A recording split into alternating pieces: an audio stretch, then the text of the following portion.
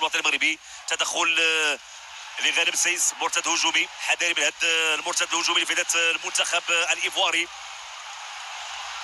كره وصلت لهالر، خطيره خطيره خطيره خطيره والهدف خطيره والهدف. سيباستيان هالر يتمكن من وضع الكره في الشباك.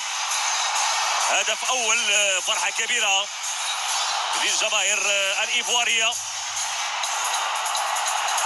قلت بان سيباستيان هالر لاعب خطير يتمكن من وضع الكره في الشباك، وهدف اول لفائده المنتخب الايفواري.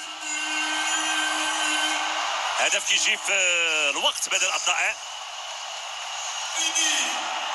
كنقول في الثواني الاخيره اذا المنتخب الايفواري ينجح في الوصول لشباك الحارس ياسين بونو. نتمنى منه الهدف ما ياثرش على نفسيه اللاعبين المنتخب الوطني المغربي.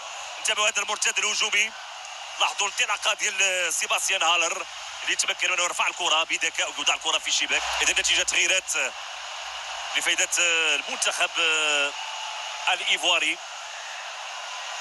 لاحظوا التحركات ديال سيباستيان يضع الكره في الشباك. هدف اول لفائده المنتخب الايفواري.